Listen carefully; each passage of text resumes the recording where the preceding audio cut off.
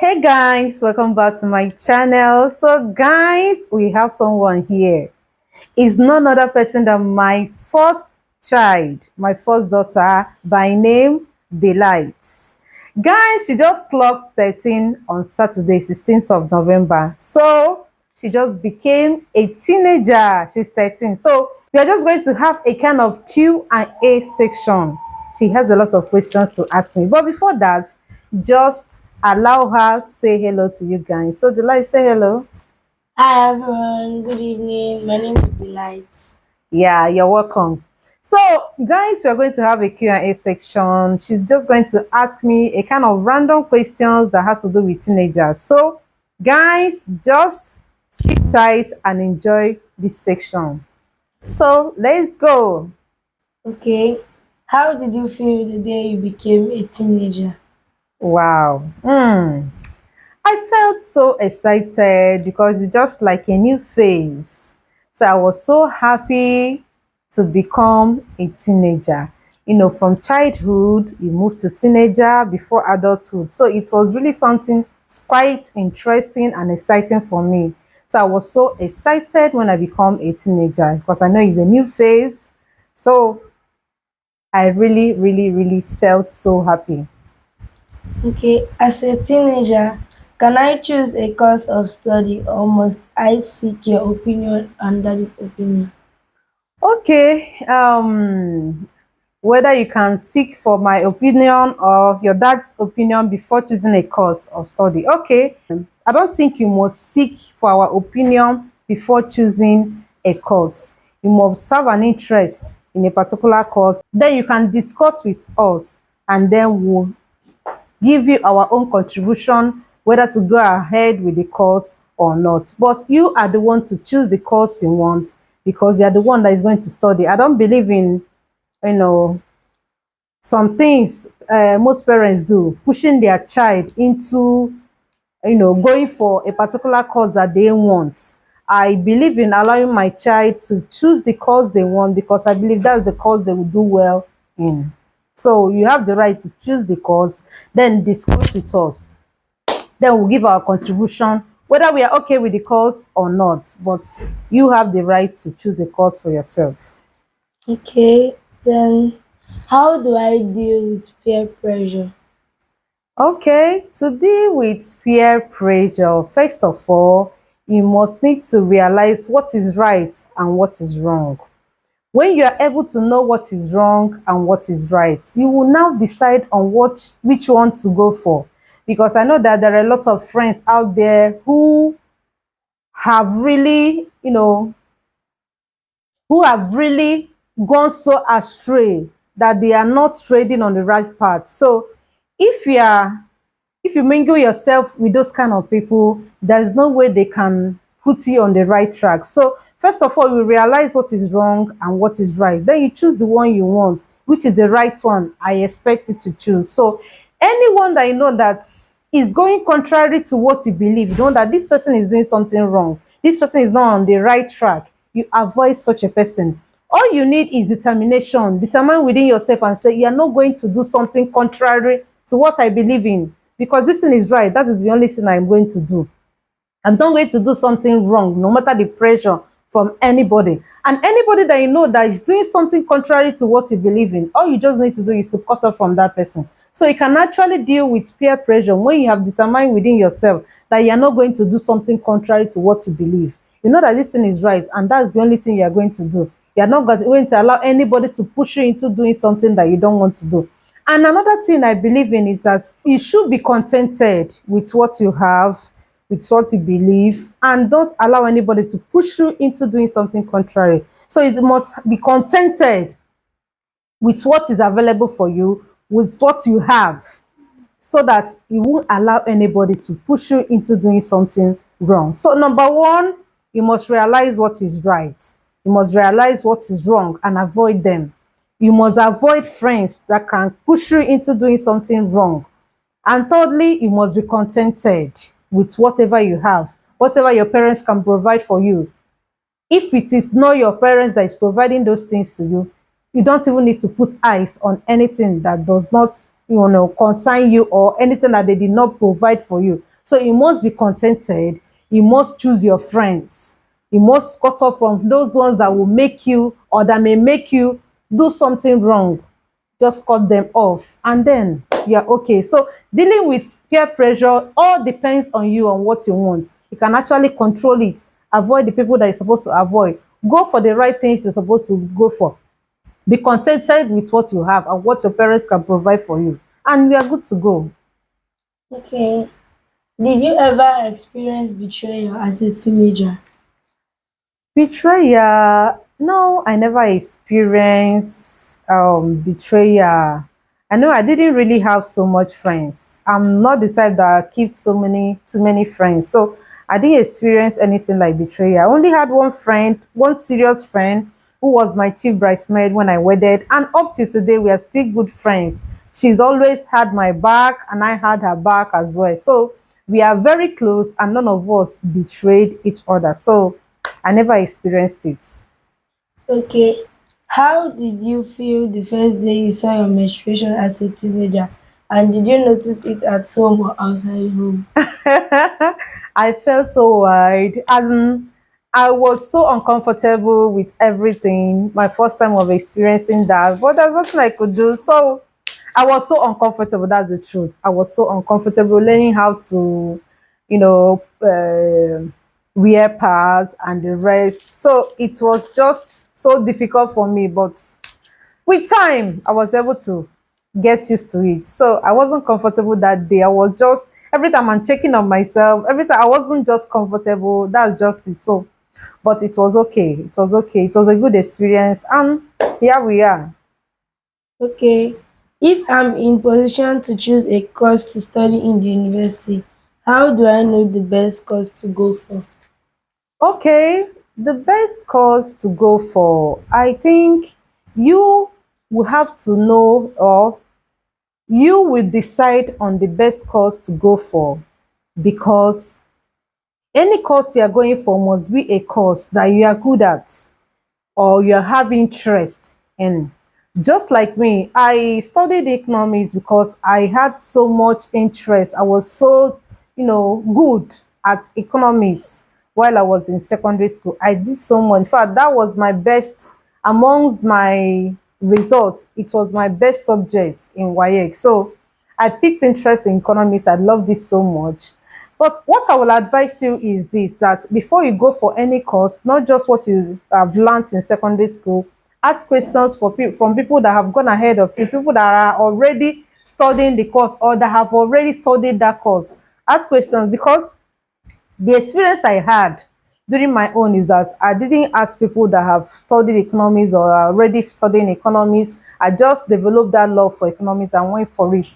And when I entered the university, I saw a lot of calculations. It was just like a different war game because I was never that good in mathematics. So coming to university, having that mindset of economics is just the normal, reading, theoretical aspects, and entering the university, and you're seeing a lot of calculations. So it was just like it wasn't easy for me. So I had to bend down and start learning mathematics that I never put so much interest before then. So that is it. So you need to ask questions, ask from people that are already studying the course, or people that had already studied the course, to know more their experiences, what to expect in that particular course, so that you know whether it is something you can cope with or not. Myself, I never asked such questions. So I just entered the university. I saw a lot of mathematics. It was as if the thing would discourage me, but I just have to keep on pushing. So that is it. So before you choose a course, let it be a course that you have interest in, a course that you are doing well in, that you so much love. Let it be a course you focus on. And with time, see yourself doing well in it. And then ask questions from people that have gone ahead of you. Get the necessary details that you need to know whether you can go for that course or not. Okay. At what age did you get married? Okay, I got married at the age of 24. Yeah, I got married at the age of 24. Here we are. Okay. Do you support teenage marriage? Teenage marriage, no, I don't really support teenage marriage at all. I don't support it. I don't support it at all. I believe in allowing the child to get to maturity, then the child can now settle down in marriage, not allowing a teenager, a young girl that have not really known so much about life to just go into marriage. No, I don't believe in teenage marriage. I believe that that child is supposed to stay till adulthood before getting married. That's my own belief. That's my own belief. So that's it. Okay, who do you always go for advice as a teenager? Okay, I always go to my mom. My mom was always there for me anytime I have some challenges, has some questions that I really need an answer. I'll always go to her, ask her some questions. She'll give me the necessary answers that I need. So my mom was like my counselor. That is it, my friend, and anything you can think of. So my mom was always there for me to give me advices. What is the best step to take if I'm bullied at school? Okay, if you're bullied at school, number one, you don't need to keep quiet and just swallow that bitter pill. No, you need to speak up, because I know that most times bullies will tell you that if you tell somebody, if you tell your teacher, if you report me, I'm going to beat you more, I'm going to do this and do that. So you must be able to speak up. If somebody is bullying you, don't keep quiet out of fear. No, speak up to the authority, to your seniors, to your teachers, to your parents. Tell them what is going on. Don't ever keep quiet. Don't ever allow them to threaten you that if you tell anybody, they are going to beat you more, they are going to kill you, they are going to do this and do that. No, don't allow those things to, to put fear in you. You must be able to speak up when you see such a thing. Number one thing you need to do is to be bold enough to speak up. Tell somebody that you know that can do something to stop the mess. Don't just keep quiet and swallow it. Maybe because of the threats they gave to you and all that. So learn how to speak up. Then anybody you tell, especially your parents, will definitely do something about it. There's no way they will keep quiet. So learn to speak up when you are being bullied. Don't keep it to yourself. Okay, is spanking a child the best way to correct the child? Spanking is not always right to use as a correction for a child. All depends on what work for each parent. There are parents that spanking um, is really working for them. They use it in correcting their children, but there are some parents who use words. So it all depends on how you know what works for you as a parent.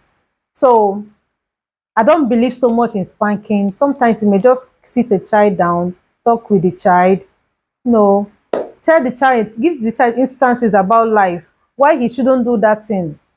That if he does that thing or if she does that thing, it may hamper his or her life. So give the child reasons why he shouldn't do that or she shouldn't do that. So I don't believe so much in spanking. Yes, there are times that you may need to spank the child, but don't let it not just be all about spanking, because if it is only spanking, it will get to the point that the child may get to the cane and the child will no longer see those things as anything. So I also believe in sitting the child down, talking to the child, giving the child reasons why he or she shouldn't do that particular thing. So spanking is not the best solution, but it all still depends on what works for you as a parent. Just like I say, so if spanking is working for you, that's okay.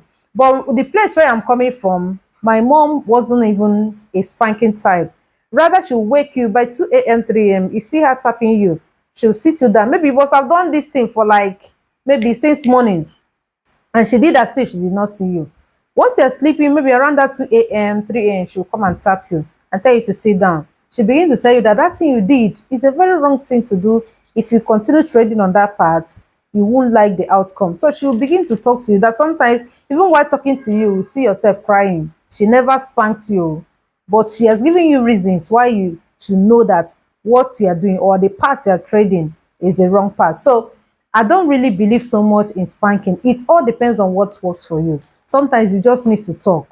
But I know that sometimes children can be funny as well. When you're talking, they will see it as you are not serious. So you just have to take some actions. So when it is necessary to spank, you spank. When it is necessary for you to talk, you talk to the child. So spanking is not the best option for me. Oh, it's not the best option to, youth in correcting a child. Okay, for last but not least, as a teenager, is there anything wrong in having an opposite sex as a casual friend?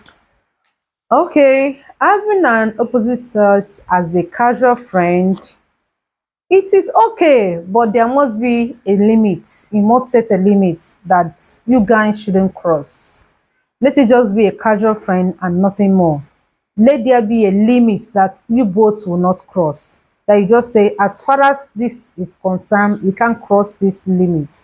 But if you can cut off entirely, that's okay. I'm not saying that they should become your enemies, but let it just be a kind of hello, hi, kind of casual friends. Not that you people will be so close or you'll be in an isolated place. I do not encourage that. But it can just be hello, hi, kind of friends, and that is all. So I'm not saying you should become their enemies, but let there be a limit that you guys cannot cross.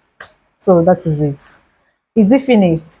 Okay, so guys, how did you see this Q&A section? Hope you learned a lot from it. And also drop your own contribution on the comment section. Let's continue from there. So guys, thank you very much for your time.